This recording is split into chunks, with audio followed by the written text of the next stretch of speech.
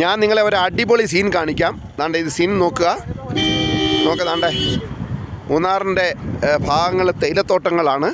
ഈ തേയിലത്തോട്ടങ്ങൾക്കകത്ത് ഈ തേയിലത്തോട്ടം എങ്ങനെ നോക്ക്, അതിൻ്റെ ഓരോരോ സ്ട്രക്ചർ നോക്കുക. ഈ സ്ട്രക്ചർ നോക്കി ഇതെങ്ങനെയാണ് ഉണ്ടാക്കിയേക്കുന്നതെന്ന് കണ്ടോ. ആ കുന്നുകളും ആ തേയിലത്തോട്ടങ്ങളും നോക്കുക. ദാണ്ടെ കണ്ടോ. ദാണ്ടെ അതിൻ്റെ സൈഡിൽ ദാണ്ട് ഒരു ഗ്രാമമാണ്. ഒരു ഗ്രാമം ദാണ്ട് അവിടെ ഉണ്ട്. ആ ഗ്രാമത്തിന് അങ്ങേപ്പുറത്ത് റോഡുണ്ട്. ആ ഗ്രാമത്തിനകത്ത് ലയങ്ങളെന്ന് പറയും. ലയങ്ങളെന്ന് ദാണ്ട് ആ കാണുന്ന കണ്ടോ.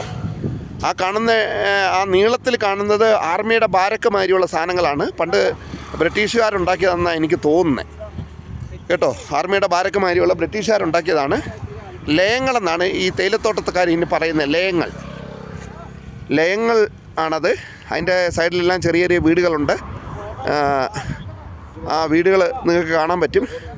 അതുകൊണ്ട് ആ തേയിലത്തോട്ടങ്ങൾ കണ്ടോ, എന്തോ രസമാണെന്നറിയോ. കണ്ടോ. ഇതിൻ്റെ നേരെ താഴ്വശത്ത്, ഞാൻ നിൽക്കുന്നതിൻ്റെ നേരെ താഴ്വശത്ത് തേയില അങ്ങോട്ട് തുടങ്ങുകയാണ്.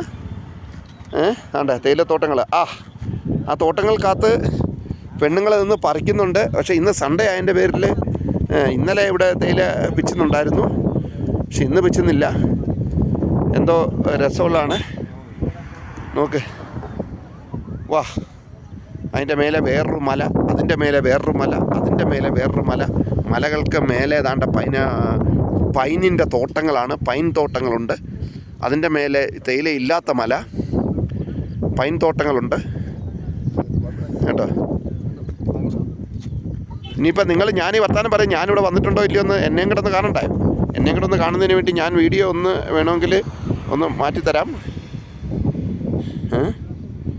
കേട്ടോ. ദാണ്ടെ ഇത് കണ്ടോ. നോക്ക്, പൈൻമരങ്ങളാണ്. പൈൻമരങ്ങൾ നിൽക്കുന്നുണ്ട് കണ്ടോ. നല്ല അടിപൊളി റോഡുണ്ട്. ഞാൻ എന്നെയും കൂടെ ഒന്ന് കാണിച്ചേക്കാം.